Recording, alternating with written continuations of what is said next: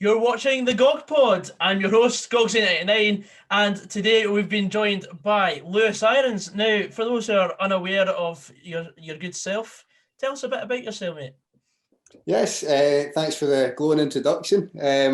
Yes, Lewis Irons. I work with the Scotland national team. Previous to that, I was with Motherwell, and I'm a media and communications officer, also a presenter and commentator as well for the broadcast scene, TV and radio. So, yeah, thanks for having me on the podcast, mate. I'm a fan. I've enjoyed watching them. It's an absolute pleasure, mate. Pleasure's all mine. So, of course, as we said earlier, any Motherwell fans out there watching this podcast will, of course, recognise your voice from such as post-match interviews or any bonus content that was on the Motherwell channel, Twitter, Facebook, YouTube. How did you get the opportunity to work as sort of communications editor for the club? Yeah, so I went to uni in Glasgow at Cali, and I studied multimedia journalism, and I always knew I wanted to work in football. I think that's kind of most guys' dream at our age, isn't it? So graduated from uni and got a job straight at uni at a local newspaper down in, well, just outside Dumfries, where I grew up. And I worked there I was only there maybe 6 months or so, and then I know a guy, he's at Hibs now, Kenny Miller, know him well, and he kind of got in touch with me to say that there was an opportunity perhaps arising at Motherwell, and he'd been speaking to the chief exec, Alan Burrows, and he was looking to kind of grow the media team a little bit, because at the time Alan Burrows was effectively doing it still on his own while doing like general manager and chief operating officer role. So it was a few years back now, and I got the opportunity to go in and worked under Alan Burrows for a while, and then Grant Russell came in as well, and I worked with the guys Ali and Ross and that in there, and it was brilliant. I worked there for 3 years in total, and before I left, before that, it was a very quick turnaround at the paper. So yeah, it's been an interesting journey so far. Now I'm at the Scotland national team, so it's been good fun. But Motherwell was brilliant. It was a great place to learn my job and my trade there. To be honest, it was a quick learning curve. Like, my degree didn't fully teach me to be a media officer guy dealing with the press all the time. I was more taught on presenting, broadcasting, and writing. So it was a quick learning curve, but I learned under Alan Burrows very, very well. And I'm still very close with the guys at the club now, obviously, as well. So it's it was a great start to things anyway. So how did you find the multimedia journalism course? Because I'm actually applying for it as a postgrad. Yeah. Oh, it was brilliant. It was superb, mate. It was for me, like, I don't know about you, but I never really wanted to be a writer, to be honest. For me, it was about presenting and stuff like that on TV, radio, whatever it may be. So that course, well, my sister actually did it before me. My sister works for BBC now on the 9, so I kind of got a feel for what it was like through hearing stories about the course from her, and then it appealed to me, and then I felt there might have been a route into football in some capacity off the back of it. Fortunately, there was, and it's led me to where I am now. But it's a great course. It was the postgrad as well. A lot of guys I know that did the postgrad. One of them that was on your show as well, Craig Telfer, he did the postgrad at Cali. So he was there when I was in about second or third year at the time. So yeah, exactly. Still working there. He's a hard man. He's a hard man to shrug off. Oh yeah. So no, I think he was there at the time doing that, and obviously things have gone brilliantly for him, and it's a great course. So, and the tutors and that are brilliant there with me, and I still fairly close with a lot of them as well. So I can't speak highly enough of it. Fantastic, mate. That's all I need to hear. Sold it. So who would you say you enjoyed working with the most at Motherwell? It's a good question. The media team itself was obviously brilliant, so that'd be a bit of a given. But if I looked out with the actual media team and the guys like Alan Burrows and stuff, James McFadden, when I first went in, was brilliant to work with. Probably not in a professional sense, in the sense that it was a constant distraction and that it would end up playing table tennis 6 hours a day or FIFA or whatever it may be. But in terms of, like, I'm joking and saying not professionally, but professionally it was great, because in Motherwell, out of all clubs and that I've heard from, they're just so good at like just getting the media team writing about it, and you feel really part of the club. So you're so close to the management, the players, and all that as a result. And McFadden, when I first went in, was a kind of a big part of that. Stephen Robinson then came in. Mark McGee was initially there when I started, and when Stephen Robinson came in, it was great working with him. You just felt so close to them, as I said, and it shows in what you get from the media side of things at Motherwell. I think they lead the way very much, and yes, it might be a wee bit biased there, but no bias at all. No bias needed. Motherwell is the best in the I'm sure you'll agree. I completely agree, mate. But that comes from the on, so I can't be biased. Exactly, neutral, mate.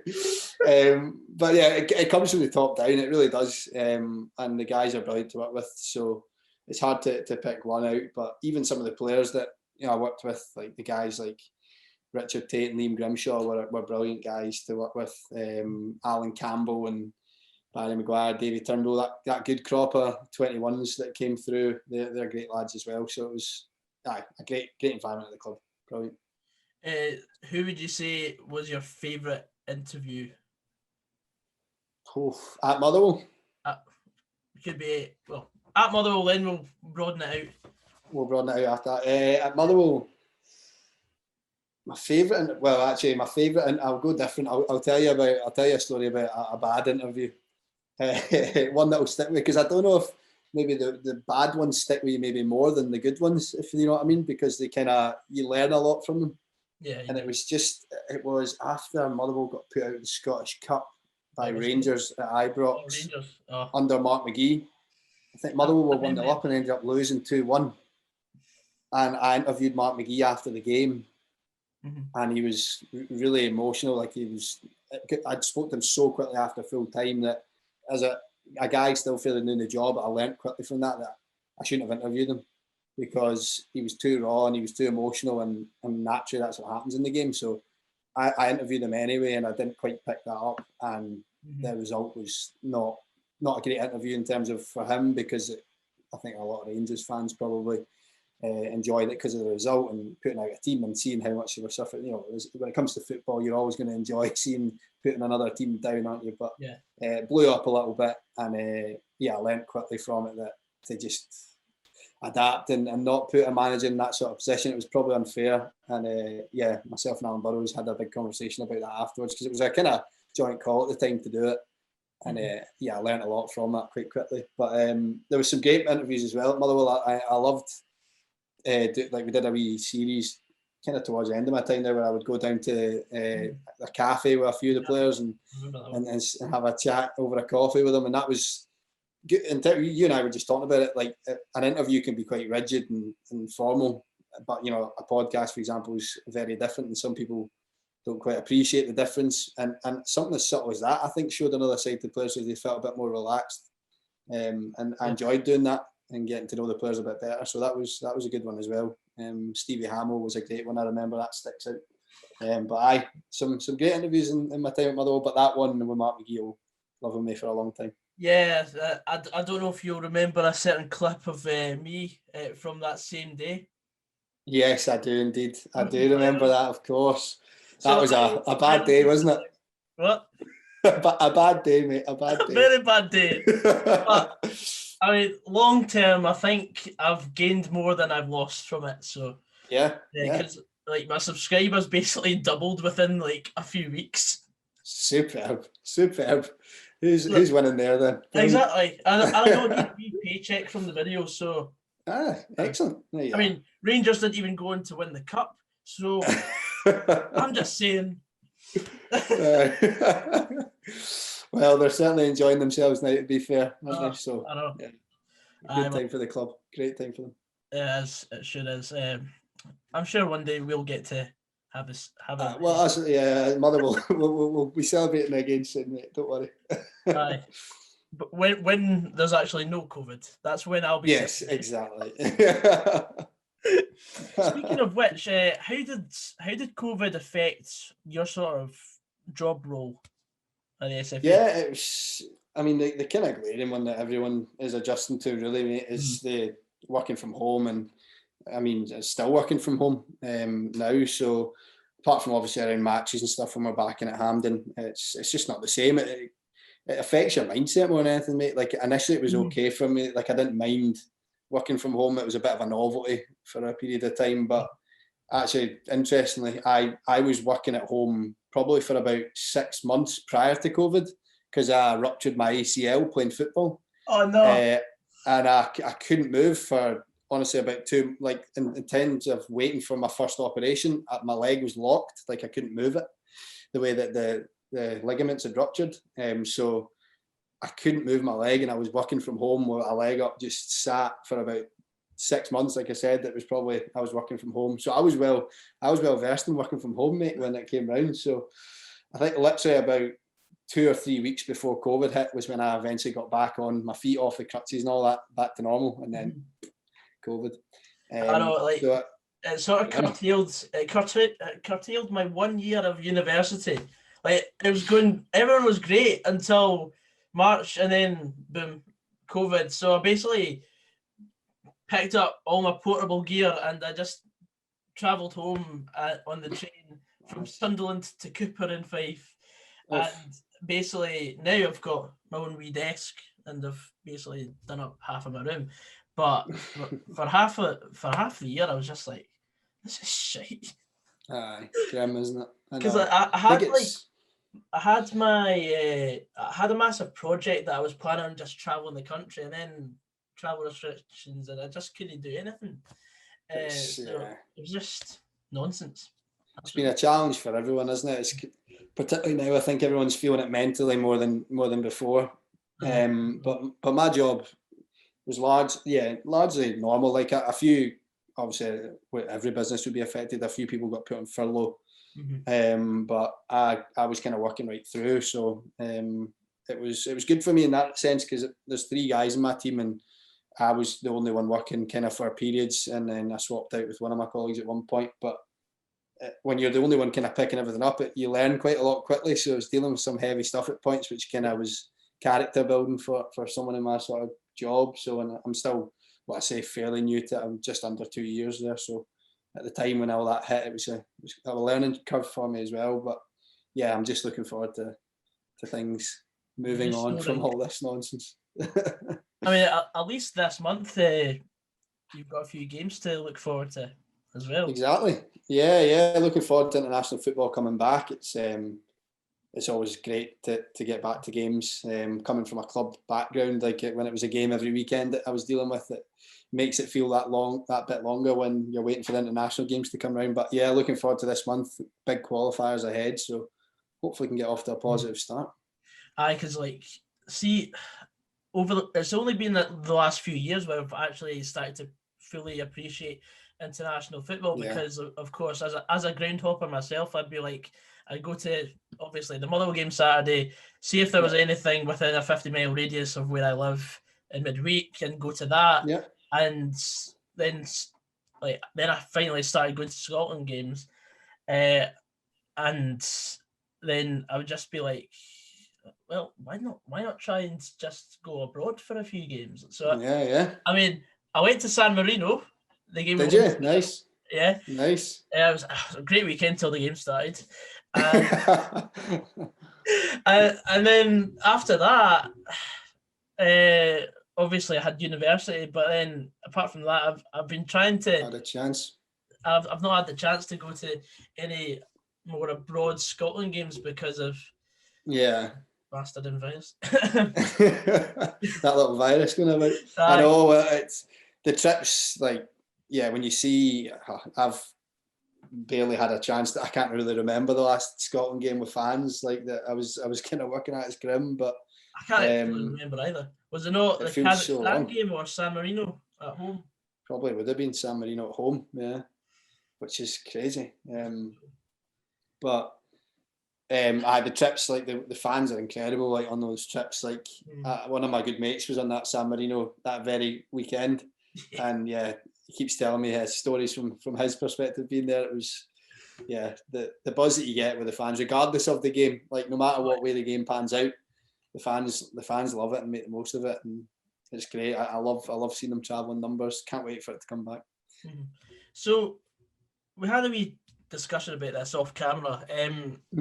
Obviously, with club football being at 100 miles an hour every week. Yeah. And then you've got the odd international break. And like, what is that like? Seeing as you've had a foot in both camps now, Yeah. how do you compare working in a club environment to international? It's the international scene when the games come round, it's intense because you're in the camp for 10 days or whatever it may be, full on, and it's a great time in terms of getting to know everybody, like, and being around the manager and the players and stuff, but it's intense, like, it's in a good way, and that's even at the kind of youth levels with the 21s games and stuff like that. It's an intense atmosphere in the sense that there's a lot of hard work that goes in, a lot of training, and generally just a lot of time. Like, the players, when they're not training and they're not having their breakfast, lunch or dinner or whatever, they've got to kind of find stuff to do on their own time, and there'll be obviously sessions with the manager where they'll get clips and they'll be going over some analysis stuff. But yeah, generally, they have to keep themselves mentally sharp because it can be a long time, particularly with COVID when they're not really allowed out of a hotel or anything like that. But before, obviously, they could go for walks and stuff at least, but barely even allowed that at times with COVID. So yeah, it's an intense experience. It's club football is obviously, you get into a bit of a routine with it because you know what you're doing every week. But with the international scene, particularly again with COVID, when there's been a lot of games, and this year in particular there's going to be a lot of international games, it can be manic, like it can be crazy. And then the Euros is going to be a new experience for everyone. So yeah, it's good fun. I do love it. I love the buzz when the games come around. Indeed, because I mean, it is something completely different. Like I didn't, like I've never really specified in doing international content on my channel, but when I have been doing it recently, when with the live streams that we've started, like it feels like this guy's a Hibs bastard or a Hearts bastard or something like that. You're all together. Exactly, all together. That's what I love about it. You can no longer slag someone off. All that just goes out the window. Exactly, particularly around Serbia and stuff, like when we were all pushing for that game. Like I love that everything, all that went out the window, and everyone was together and on the same. And that's what I love about Scotland fans in general when it comes to that. They're just so passionate and united behind the team, really, and it's you can't beat it. Okay, so we all have a rough idea in our own opinions of who may be the best players on the park. But in your experience, who's been the best player in the Scotland camp to work with media-wise? Media-wise, good question. That is a good question. They've all been brilliant, to be fair. McTominay's really good. I think you can tell that Man United put a lot of work into their players in terms of how they are with media in general, because they're comes very natural to him. And he's great to be around. And then Kieran Tierney as well is really good, and in the sense that, very often when you'll ask him to do stuff, he'll just be on board for it. He's so relaxed about it. Like straight after the Serbia game, I remember just phoning Gordon Duncan on Clyde and just throwing the phone to Kieran Tierney in the dressing room, being like, "You're live on Clyde, just speak." And he just took it, like, just was happy to do it. And he was. Some people might have made that, a bit of a fuss about that. Yes, we just qualified, so everyone was in a good mood, but still put him on the spot a wee bit, and he was brilliant. So it's a hard question because they are all great, to be fair. But I mean, they're all kind of top level players, aren't they? They're used to the media week in, week out. So thankfully, it's a sort of media circus. Yeah, and it's heavy with Scotland as well. Like there's a lot of media involved, so they could easily get fed up with it, to be honest, or say no. But I've not had that yet. Anyway. Okay, we're gonna go down a different route here. If you could change one rule in football, what would it be? Oh, like another good question. I'm kind of, the handball rule at the minute is, I think, frustrating everybody. Yeah. It kind of frustrates more people, I think, when they see VAR applied to it, because you're looking at it over and over and over. In Scotland, it's a bit different because there's no VAR, so it's not as bad at the moment, I would say. But sometimes it's just a case of, and I think even referees would probably say at times that they think that the law is frustrating. They just have to put it into play. They have to apply it. So But there's times when you just think, what can the player do there? So for me, handball is the one I dislike the most at the minute. I thankfully. Like because I've actually done some refereeing in the past as well. So yeah. For me, the most annoying thing is offside rule, especially when you're level 7, right at the bottom of the refereeing tier, and basically on a Sunday after a Saturday night sesh, you're just like you're no like, even an under 13s game that you're refereeing. I just couldn't keep up with the ball being straight out. I'm just like, I've got to catch up with these wee buggers. It's hard, isn't it? Like it's very like, I know people will say that all the time. It's a hard job refereeing, but like if you've actually had an experience of it, you see how hard it is. Like it's crazy. I remember recently, so with the BBC, they came in to do a thing with some of the referees, and Stephen Thompson and Leanne Crichton came in, and I kind of put that together and sorted it for them. And so seeing them try to run the line and be an assistant was quite funny. That'd be hilarious. It shows you how hard it is. It shows you how hard it is. Like it's the worst. I wouldn't wish it on Mark McGee. I wondered who you were going to pluck out of there, and then it's Mark McGee. It was the first name that came to me. It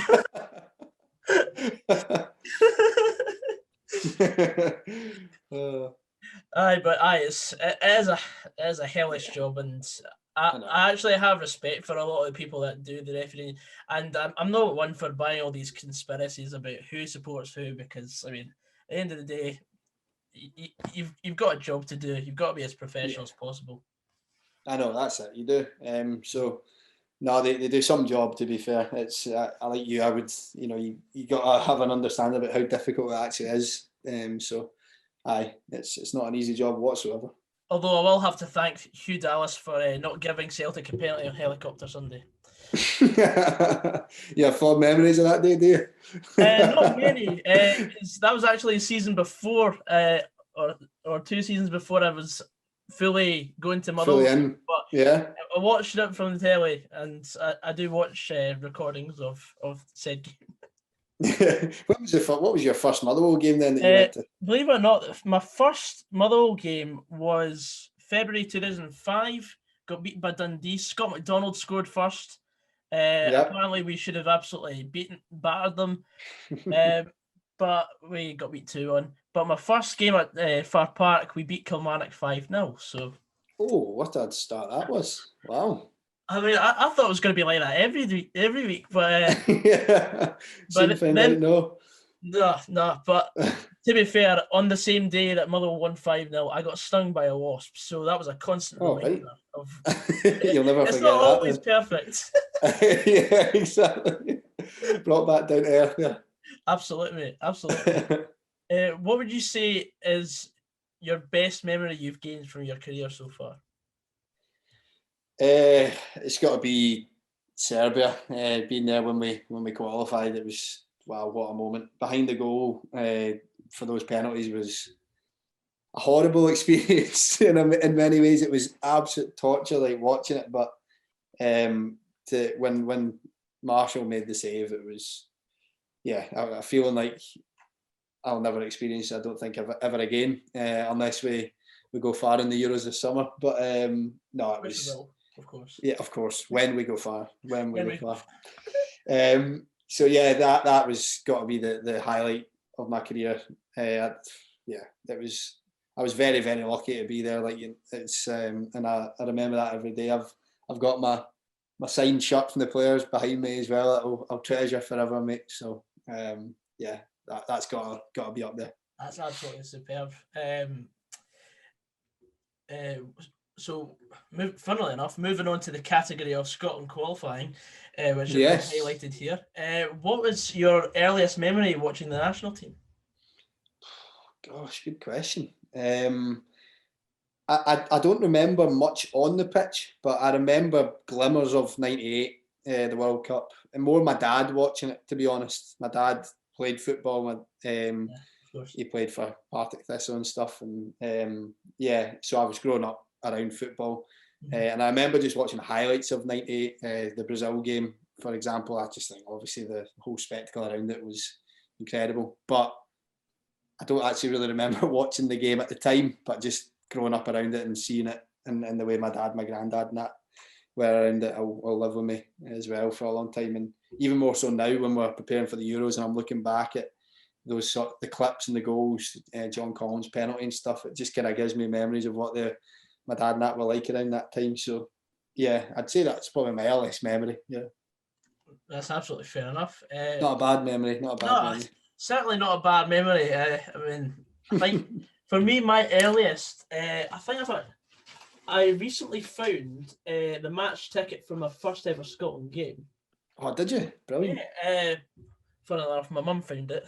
It always happens, like, out of absolutely nowhere. My mum finds a match ticket stub, and I'm like, I forgot that actually happened. Like, it's in bits. Like, it's not like obviously in post prod I'll be putting up a photo of said match ticket, but of course it was a Scotland Georgia game in which Craig Beattie scored. In the later stages of the game. My earliest memory of the game was Chris Boyd's diving header right in front of me. So, that campaign's probably, like, for the fact that I actually got to see something of that campaign, it's definitely, that's up there because, of course, glorious failure, but it was my first proper campaign as a Scotland fan.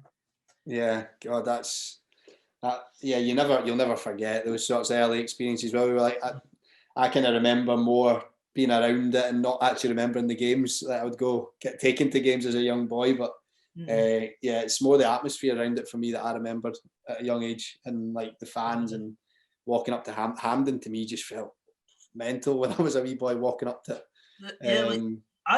There's a part of me that always, like, see when people slag Hampden off, I'm like, can you slag off Hampden? It's it's magical. I live so far away from basically everything in the Glasgow area. Yeah, I always thought it's just this magical place. It's just where Scotland plays games. And of course, it's amazing. Like for me, Scottish Cup and stuff like that. Like the final, like thinking back to that, like I was at Hampden. Well, one of my early experiences of Hampden out with Scotland was the Champions League final with Zidane. I was there as a wee boy, and we'll never forget that. And at the time, I was like, "Oh, this is what Hampden's all about." And then Scottish Cup, I was at the final when Gretna got beat by Hearts. So obviously, my dad was in the dugout, assistant manager for Gretna, and I was in the stands and in tears at full time when Gretna got beat. But again, at the time, I just thought, wow, this is what a place. This is crazy. A little bit different from Raydale Park, where Gretna played most of their games.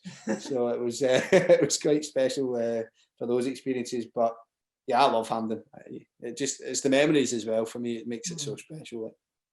So of course, like I've never really had the chance to really talk to many people who are around the whole Gretna story. Like see, as you had a sort of connection to it, what was it like just rising up the leagues like that?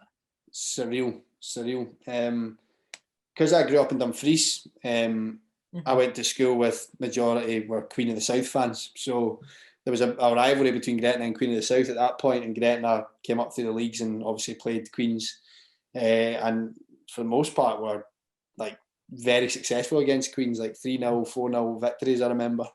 But it was every season it just felt more and more surreal until the championship, or when James Grady scored in the last minute. Like it all looked like it was maybe going to fall away at that point, but for it to come to a conclusion where promoted to the top flight with like the last kick of the season, it was incredible. But it was an amazing club, amazing people. Obviously Brooks Melson put a lot of money into it, and he basically got what he was dreaming for the club to do.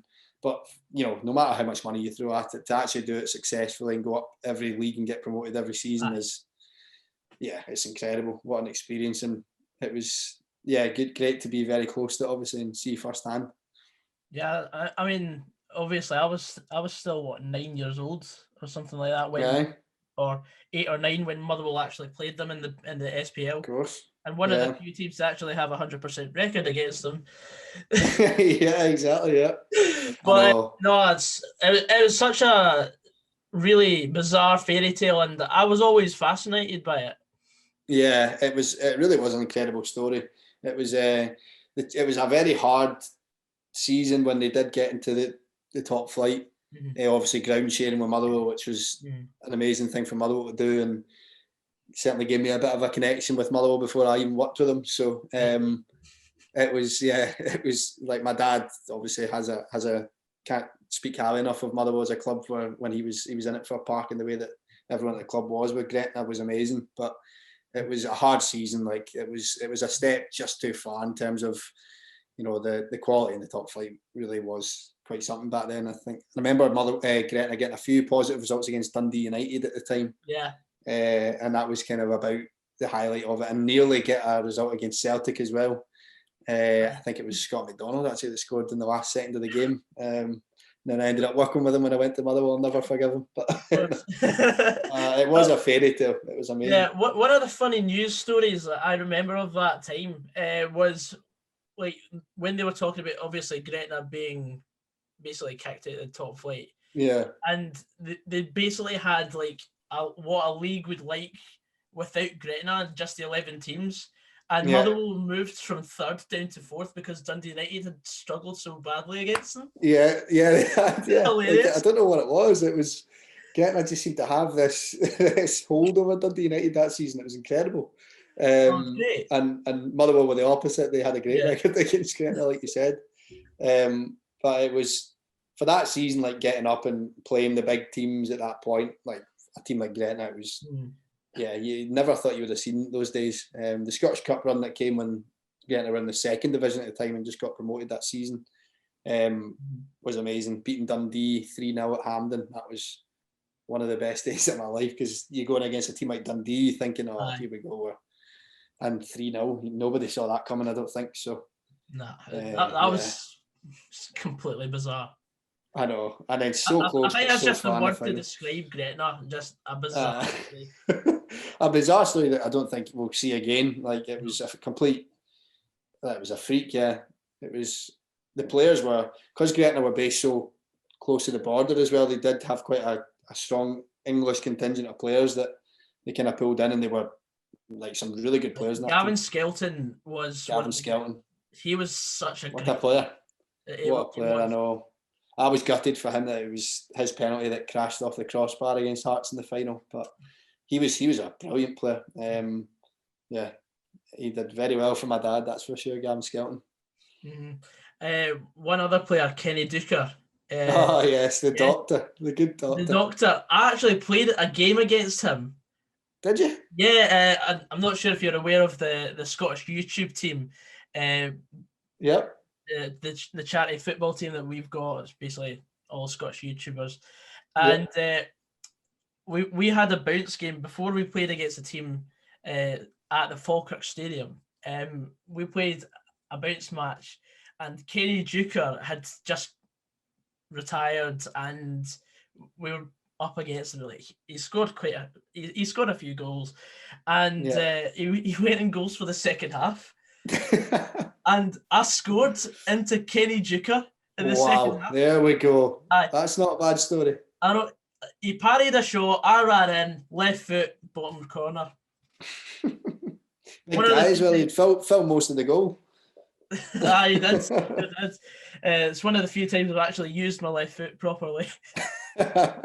Left foot for standing, is it? Is that all you use it for? I actually like to think I might have a 3-star weak foot.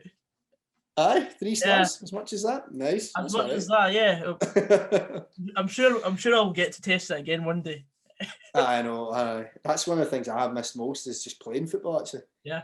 Because like I said before, COVID even hit. It was my injury, so I've not played football in so long. It's brutal. And I used to play like every week, 5-7 asides. Just miss it so much. But did you play for any teams growing up?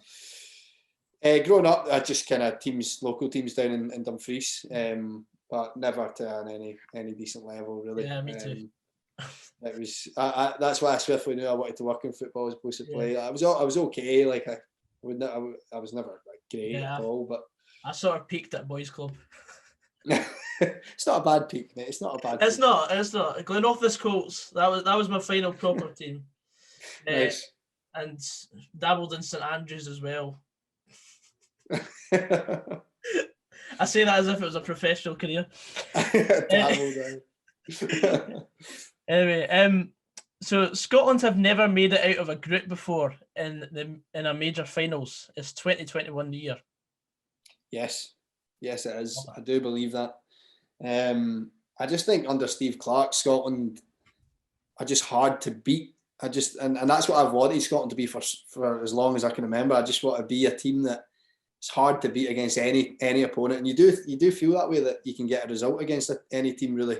Yeah. And that's he's shown that throughout his career, Steve Clarke, hasn't he? How good a manager he is. So I think we've got what it takes to get the results that are needed. I mean, it's going to be a hard one against England, obviously, but you know, it's second place in the group. Can we get there? I think so. Yeah, I would definitely. I'm inclined to agree, but it's just a case of if we top the group, we're getting either Germany, France, or Portugal. If we finish second, it's another glamour tire. I know. Oh, but let's just get in the group first, eh? Let's get in the group. That's the aim. That's the aim. Anything after that, it will take. Aye, because we'll end up getting England finishing third and be like, but tactically, if we got first, we'd have wanted that, would we? Yeah. I can see it now. Oh, aye. It's definitely going to happen. They're just going to be like, we're tactically finishing third. Anyway, now we're on to the make or break. Now, this is the last raft of questions of the podcast, and they're a bit off topic. So go for it. You have to make a matchday playlist, but can only choose 3 artists. Another great question. I like that. I can only choose 3 artists, right? Okay. I think I've got to choose Bruce Springsteen. It's got to be in there. Aye. I don't know if you can see in the reflection in my mirror, but I've got a Bruce Springsteen poster up on that wall. So it's a bit vague. That's the glimmer. I'll imagine it. In there. I would have to say I really like Dermot Kennedy at the moment as well. Dermot's good, yeah. I like him. And me and my girlfriend actually had a drink with him once in Edinburgh, like last year, because what an experience that was. My girlfriend went to uni with his girlfriend, and he was doing it. We were going to see him in Edinburgh, and Olivia was just kind of chatting away to him. She was like, we'll be here, whatever. And we just stopped in and I was just standing having a pint with Dermot Kennedy, and like, oh no. I'm a big fan. He's brilliant. So yeah, that was pretty cool. And one more. I like my country music as well. Oh. So I'd probably go Luke Combs. I'm not aware. You know him? Luke Combs. Give him a wee search. But it depends if you're into your country music. It's not like proper, country. It's not like too heavy. But Luke Combs, Yep. I'll send you a couple of suggested tracks to listen to and get fantastic. Because as someone who did student radio, I should probably know who that is. What was the name of your student radio show? I did. I had this idea that never came to fruition. It was Radio Goggsy. Radio Goggsy. I was gonna have all we hear is radio instead of Gaga. Of course. But it never came to fruition because you know what it's like when it gets to college, like you've got all the ideas and then you're like, but it's just gonna fade away at the end. Trust me, mate. I know. I had a radio show as well when I was at uni. With one of my mates. He does a podcast of his own, actually, the Hampden Road podcast. Andy Barge. Me and him went to uni again. We had our own radio show. We just called it Standard Chat because we couldn't think of a name for it. We're like, we'll just have some bog standard chat, and we had the most random things on it, like bizarre features that we couldn't, like, we just couldn't get away with now. Like, I don't know how we were actually doing some of that stuff. It was daft, but like you say, you're like, it's never gonna take off. it's never going to take off. Student life took over, and we ended up missing our slots in the radio because we were too busy out on the lash, like getting smashed. So, well, that's what uni life's all about, anyway. That's what it's, exactly, mate. That's what you go to uni for. So. Exactly. You're spot on. Not for these radio shows. No, it's all about the drink. There's the Scottish mentality in us coming out of it. Oh, like when you see a Scotsman in Sunderland where the drink's completely cheap. Honestly, mate, I'll tell you this. Right? I'll happily say this on the podcast. Right? My first student night. It was play Wednesdays in Sunderland, and I got to prees, and because I was part of the men's football society, scored 2 goals over my season. Excellent. Yeah, fantastic. So basically, we were doing Edward cider hands. So basically, everyone had to come up with some sort of cider. Yeah. And me being me, the stupid Scot, I picked up 2.5 litre bottles of Frosty Jack. And because the sugar tax, disaster already. Because there's no sugar tax in England, it was like £4. I was like, fine, that's absolutely fine. Yep. Student budget as well, got to think about that. Exactly. Yeah. It was very efficient on the budget. So I turn up and like someone said, Haggis, you are just gonna die tonight. And I was like, probably. Should be fine. So I get my first bottle tanned in about 45 minutes. And it didn't even take 45 minutes to bring the rest of it up. 45 seconds probably. It's 45 seconds so that happened, and I ended up having to get a taxi called for me, and I was in bed by 11. That's what it's all about, mate. Honestly, that's character building. Absolutely. These are the things you learn from. It's kind of like my interview with Mark McGee. It'll stick with you. You'll live for you, and you're going to be better for it. Absolutely. So I'm intrigued to know your three artists. My 3 artists. I always have a bit. I always change it every podcast, so I don't have the same. Yep.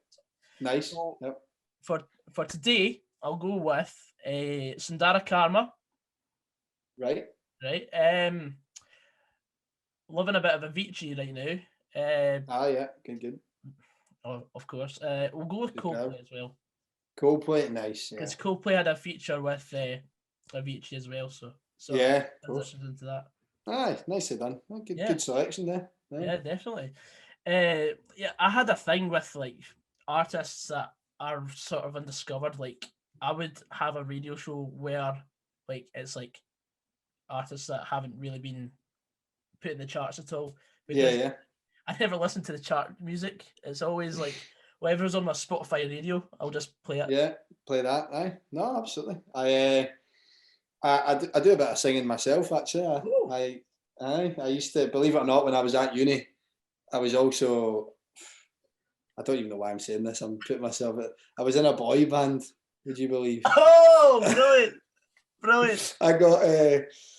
I got involved in this band. This management team down in London were putting a Scottish boy band together and got all of us in from various walks of life, mate. Put us in, and I was in a boy band for like a year. It was mental. I know. There you go. That happened. I had to get my hair dyed blonde and all that. And, no way, a blonde boy science. Yeah, because there was like a contract that if I didn't get it done, I'd get done by them or whatever, kicked out, whatever. So I was like, you have to do it. But we did all right. We supported Little Mix at the SECC. Yeah. What was the name? Rewind, it was called. Rewind. Yeah. So, yeah, not a great name. There's too many songs. Terrible. Rewind. Exactly. Yeah, it kind of makes it. It's a bit of a diluted market, mate. Yeah. But no, that was my confession for me when I was doing a bit of music. Brilliant. I do a bit of singing though. Like I still do like the odd gig here and there with my guitar, a bit of acoustic music. So, but Aye, not at any sort of decent level now, but I do enjoy my music.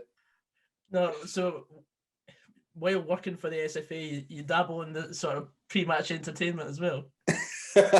So I get wheeled out to do a song pre-match and lift the spirits. Aye. So when you were working at Motherwell, did you do any of the karaoke? Yeah, well, as I said earlier about James McFadden, as soon as he got a sniff that I used to be in a boy band, wow, it was torture, mate. Every day I went in, it was something else. I was getting non-stop, honestly. All right, Harry Styles. Aye, all that, exactly. They'd have like the YouTube videos playing in the dressing room whenever I walked in and like have the music on. I'd be like, oh, no. I just wish it never happened. But they were all over it, to be fair. It's a bit, I can relate because when I was at school, obviously I started doing YouTube videos. Yep. Aged 14. So people would. As young as that when you started? Yeah, wow. 14, mate. So it's a third of my life I've wasted on this platform. 21 now. Hey, it's been worth it, mate. It's been worth it. It's been some laugh. Oh, of course. So when you were doing that at 14, were you going into school and doing it in school and stuff? Or like people would just sit and play it on their phones, like whatever. Like I didn't even edit my videos back then, so it's like just raw content, and it's just 30-second awkward pauses, just of me thinking of something. I did a thing called Q&A Tuesday, and got so many people to just send in just shit questions, and just like, what is life, or what's the Motherwell score going to be this weekend? Just depressing. Hard questions to answer, those two, I tell you. Oh, hard questions. Very testing. Very testing. What is life and what's the Motherwell score going to be? So next question is, if you could make a five-a-side team up of players you've worked alongside, who's in it?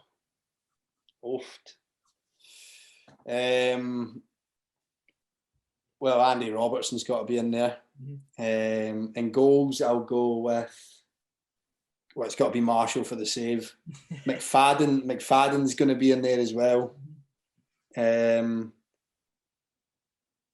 know who was, what a player. Because I don't want to make it all Scotland, obviously. No. Cedric Kipre was an incredible player.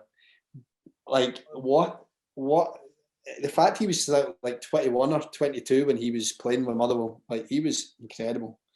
And I've got to get a bit of balance. So Marshall goes, Kipre at the back, Robertson with the energy, McFadden up front, and it's a tough one now.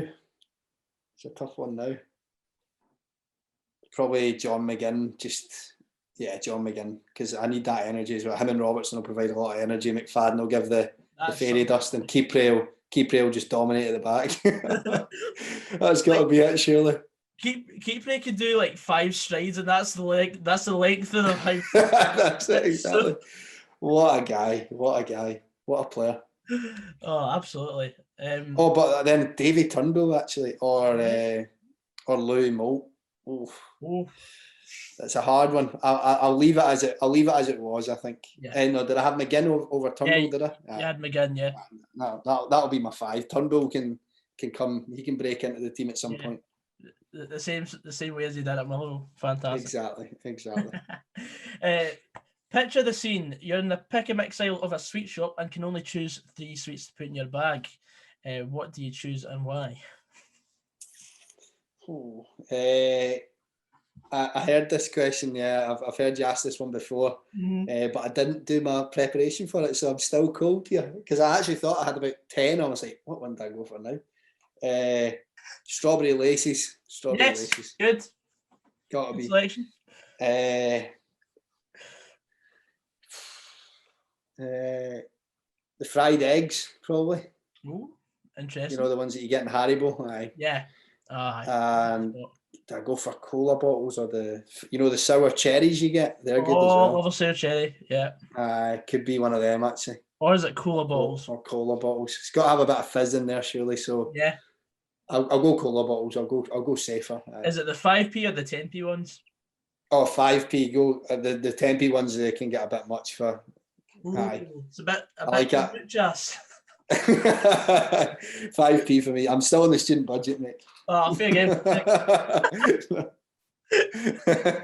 So I've asked you some questions. Do you have anything to ask me? I do, mate. Obviously, you and I have a common connection in Motherwell.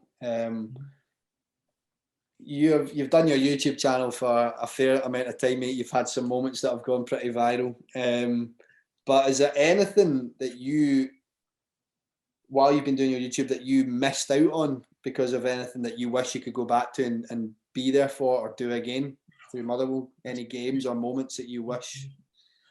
One was in December a couple of years ago. Motherwell played Hearts, and at the same time at my college, Lewis Capaldi was doing some testing in one of the studios, and my mate got to interview Lewis Capaldi, and Motherwell got beat 1-0, and I've ever since, because one of our shows we played a lot of Lewis Capaldi.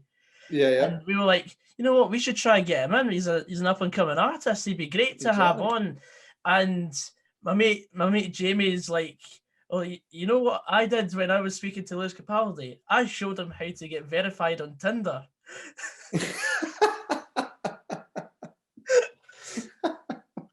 So that's one of the opportunities I've missed out on. But apart from that, everything I've managed to be able to do has been through football, and Motherwell's basically the epicenter of what I've done for the last 5 or 6 years now. So yeah, I wouldn't really change it. Like, and I'll put you on the spot with one more question. Go on. I know you're closing down on 10,000. You're closing in on the Holy Grail. What does the future hold for the GOG pod and for the channel? Well, one thing I do want to do is become a regular feature. Like, I want to expand my horizons. I want to be able to break into the media at some point, and not just have something on YouTube. Maybe have a feature on something else. And I'd love to, I've had opportunities with the BBC and get to feature on Sports Scene, stuff like that. I mean, I'm at the stage where I'll take anything up that's football related, but I do want to get a proper working relationship with footballers, just like yourself. Yeah. Because I mean, I feel like if I'm doing anything other than football, I'm pretty much wasted. Yeah, I know. Well, if you've got a passion for it, mate, yeah, your channel's been going for so long, and it's the big thing for me. Obviously, I'm very fortunate in my job and getting to do it, and I think just keep doing what you're doing now is going to get you there, mate. It's not an easy job at all dealing with footballers sometimes, it's not. But I the only thing I feel challenging about it is the sort of 2 minutes waiting for them to join my Zoom call. And then after that, the first laugh, and it's fine. It's fine. That's it, mate. They're just guys at the end. They're just people at the end of the day, and they're brilliant. And I think that's maybe where some people could struggle with it in that job, is that they get a bit seized up around it, or maybe not natural. They are just like you and me. They're just good lads, really, up for a laugh, and they've got some banter, some of them as well, I tell you. Oh, I don't know if you know, but I got to play FIFA with Tony Watt, David Turnbull, Declan Gallagher. Yeah. This time last year, funnily enough, and I was I just basically come up the road from university, and I'm like, I've been wasting so much time over the last couple of months when I could just be playing FIFA with Tony Watt. How did you get on? Did you win? Well, we were doing pro clubs, so Tony Watt loves a bit of FIFA, doesn't he? He does. But I don't think I was that great. I think I've lost the touch. I've become more of a football manager. Priorities have shifted. You get to a certain age and you realise FIFA's shit. and just manager, and never look back. And you're at that age already, just 21 as well. 21, mate. Just It comes early. Absolutely. But aye, so I've run out of questions to ask you, mate. But thank you very much for coming on today. It's been a pleasure. It's been a pleasure. Thanks for inviting me on. Not a problem. And for those, of course, who are wondering where you can find Lewis Irons, his links will be in the description. Obviously, you'll get to see more content as the weeks go by, getting closer to the first international break of the 2021 calendar year. But yeah, once again, thank you very much. You've been watching the Gog Pod. I've been your host, Goggs89. I bet you wish you were. See you later, guys. Take care. Now, before you go, I've got something to